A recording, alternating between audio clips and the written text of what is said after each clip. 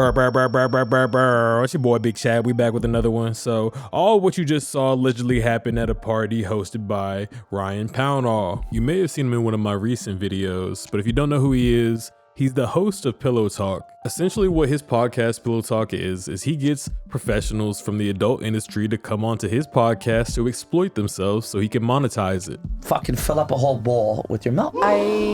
That's hot. They don't do that. That's a good one, right? Oh, this guy's a sick fuck. He loves some sick shit. You guys together as mom and daughter. Something like that. What does dad think? That's supportive.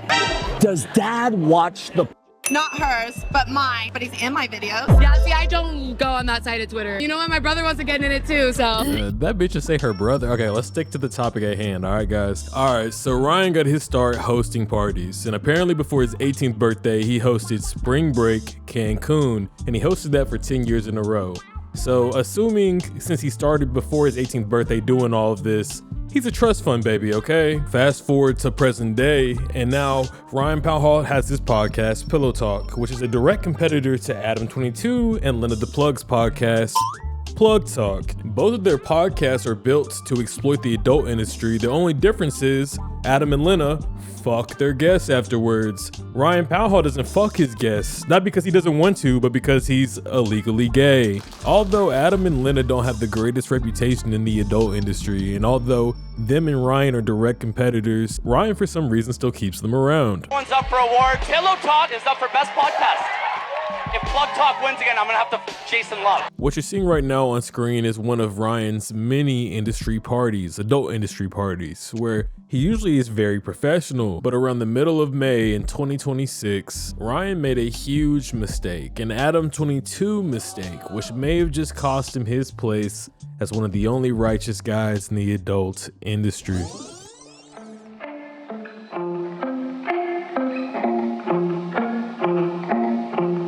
Feel like someone. Alright, so apparently around the middle of May, they host this award show called the XBiz Creator Awards, where a lot of, adult industry folk come around all around the world to come for this event in Miami. So Ryan Pownall, knowing all these adult industry people are coming, he flies out to Miami, and what does he do? He says, hey, I'm gonna have the hottest after party after XBiz. It's not going to be an official XBiz party, but I'm going to have all the adult industry people there. You need to come now. And this turned out to be anything but an adult industry party, right? But I was curious. I was like, how did he promote this to the girls, to the adult professionals that were showing up at XBiz? I was curious. So, I had to hop in my bag like I'm Don Lemon. I hopped in my bag like I was Don Lemon. I started hitting up OnlyFans girls that showed up. I started hitting all the adult industry women that showed up. And there was one of them named Callie Valentine who gave me very exclusive information and insight to the event. And she claims it was a humiliation ritual put on by Ryan for money. This was her first time meeting him and the last, because what the fuck, it was supposed to be a kickback for those of everyone who went to XBiz. But it turned out to be everything but a kickback for those who went to XBiz, so check it out.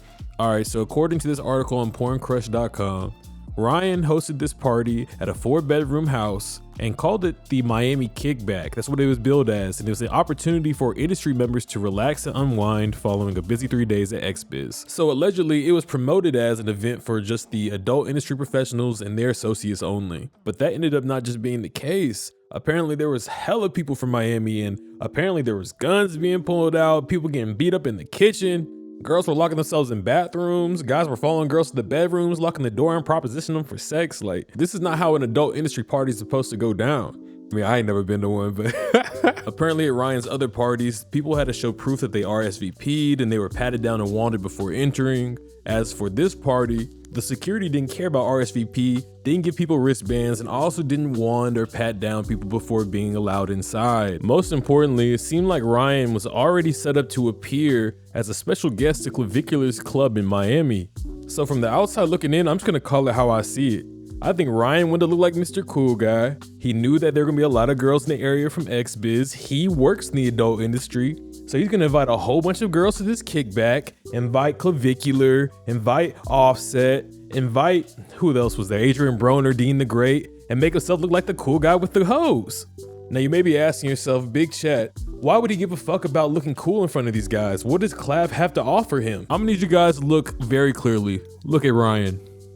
Look at him. He's literally in make-out distance with Clavicular. He wants to fuck Clav's pussy. But more importantly, pay attention to this, because this is when things start to come full circle. Ryan's good friend, Adam22, has a business partner that I know a lot of you guys may know of as Wack 100. And he said recently on his podcast, the Adam22 and Wack Show, that he is opening a club with Clavicular.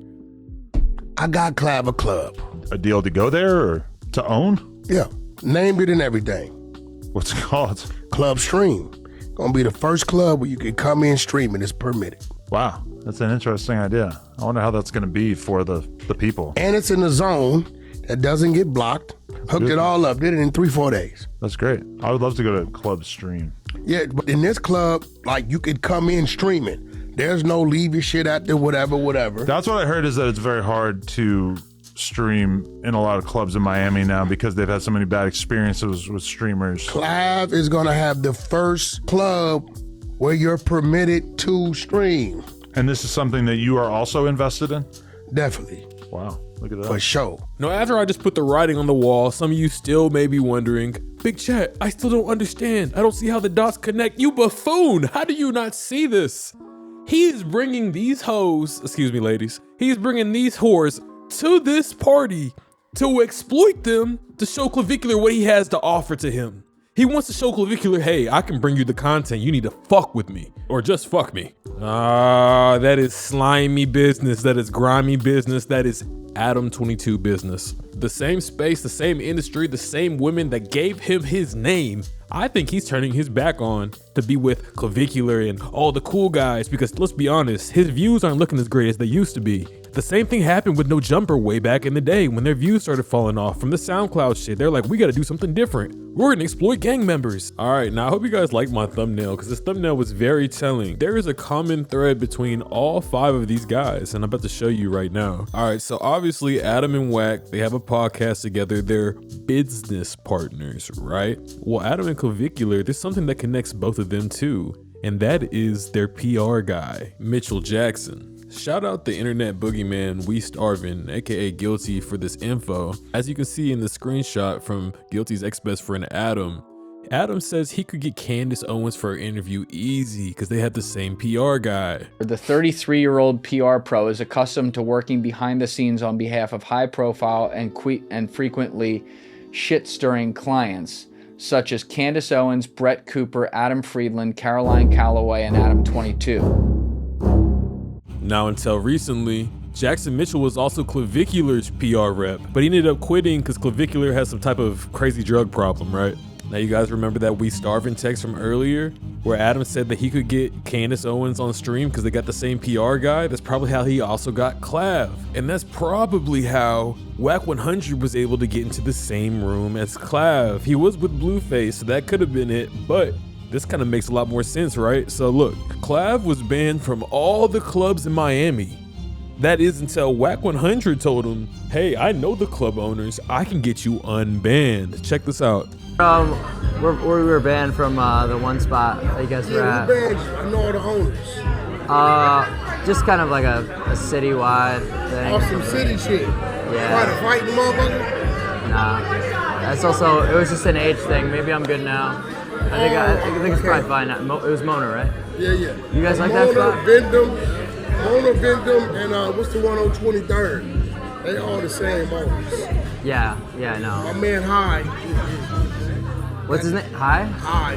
Oh, yeah. All right, let's stop right there. So Wack says he's got a connect named Hai. He's the owner of these clubs. Do you guys know who Hai is? Hai is a well-known Israeli-born, and I don't care about your race, I don't see color, but he's an Israeli-born organized crime figure who has been primarily active in the Los Angeles and Beverly Hills areas. He's recognized for his flamboyant night lifestyle, but also Hai and his wife operate popular nightclubs and entertainment venues in Miami, including the Baccarat, the same club he co-owns with Clavicular, the same club that just booked Ryan Pownall. Let's dive deeper into this clip. Me and Hai go back 27 years. Hai one of us, Hai done been to the feds. You talk to Hai, want Chop House is him. You talk to him one-on-one, it ain't nothing he won't work out. Me and dude go back 20-something years. I really appreciate that, man. Yeah, I'm gonna definitely give him a call to find out the fuck. That's easy. That's a call. Everybody I deal with is the motherfuckers that make the decision. I don't deal with the people that gotta go action. That's how it's gotta be. So I'm gonna hit Hai tonight. Whatever it is, he's just gonna say, whatever you want me to do. That's it. That's, you know, because I don't deny him. Yeah. I've never denied him. Jeez, now this shit gets deep. Now you gotta understand, this Hai guy, he's affiliated with Wack 100, but not just him, he's also affiliated with Clav. Who are they both affiliated with? Adam22. Who's Adam22 affiliated with? Ryan Pownall. What's Ryan Pownall trying to ride Clav's dick for? He's trying to get in with Hai. He probably also wants in on the streamer shit in this new streamer club and probably wants to show Clav what he has to offer, probably wants to offer up his buns. But ultimately, he's trying to hook up with Hai. He's the leader of this whole operation from Wack to Clav. And everything on this little sheet right here on this page on Google is just like a fraction of what this guy has done. This guy is a fucking demon. Now we're gonna pay really close attention because Ryan Pownall already sacrificed his OnlyFans homegirls up to Clav so Clav could roast them and humiliate them on stream, make them look like they're idiots. There was another girl, OnlyFans girl, that was there, Willow Ryder. She gave me some good information, showed me Ryan Pownall didn't even apologize whenever she was asking for one. When she was asking for some accountability, he did a public post. Keep in mind, he did a public post. But whenever OnlyFans girl Willow Ryder hit him up, it's like, hey, dude, you should take some accountability, man. That whole night was fucked up. He didn't apologize. Instead, he was like, hey, isn't that you on Clavicular stream? Pretty much saying like, you was clout chasing, bitch. You don't get no apology. And whenever I asked her about it, she said she didn't know who Clav was. And she even said Ryan blocked her ass. Exactly, and he literally fucking blocked me. Like, I didn't even... I was just calling out the shitty behavior so other people were aware of how unsafe he is and how much he doesn't give a fuck. But yeah, he blocked me and tried to fucking make a point about me talking to Clavicular, which there was no fucking point. I literally had no idea who he was before I talked to him. Someone just told me to introduce myself. And then when I walked away, that's when people were like, no, don't ever do that again. I'm about to hop in my journalism bag. I'm telling y'all. On my Don Lemon shit. She said she didn't even know who he was. She said she didn't know who Clavicular was. She just wants some accountability from Ryan, and Ryan blocked her ass, bruh. Man, shout out to Willow Ryder though, man. I appreciate you for the info. Now, was she lying? Did she know Clavicular and she was just lying about it? I don't know. I don't know. But what I do know is I believe her over Ryan, because y'all already see, bro. Y'all already see how these motherfuckers is moving, bro. These dudes are scumbags. He gave that public apology, but in private, he wasn't trying to apologize to nobody. You saw it right there, so. Anyways, I think this next video I'm gonna drop, I think it's gonna be about Hai. I think it's gonna be about Hai, his connections, and how deep it goes, bro. It goes deeper than just Wack. It goes Suge Knight. It goes Snoop Dogg. It goes Big U, bro. It gets deep. I ain't gonna lie to you. Poetic Flocka probably would have dropped the doc already, but he's so far on Wack's ass. I'm not though, so y'all gonna be seeing that video very soon. I mean, unless, you know, I get popped by some Israeli nigga down the block. Wouldn't that be crazy? Y'all see my ass on the news, like, oh, Big Chat just got shot by the Israeli mob. Anyways, this is your boy Big Chat, Small World, and I'm out. You an actor. This shit real life, boy. I'm not just a rapper, nigga. I've been slanging. While you was throwing footballs, I was out here catching Franklins, nigga. Where's the action? I'm trying to catch a play and I ain't talking about Madden, nigga. 6th Street, that's my homies. We been getting active, been bailing out my brodies. Talking shit on the net like a nigga ain't gon' find where you at. I'm just saying it's a small world. This ain't coming from the streets, this is coming from a nigga like me who come from a small world. Free broski, small world. Free broski, small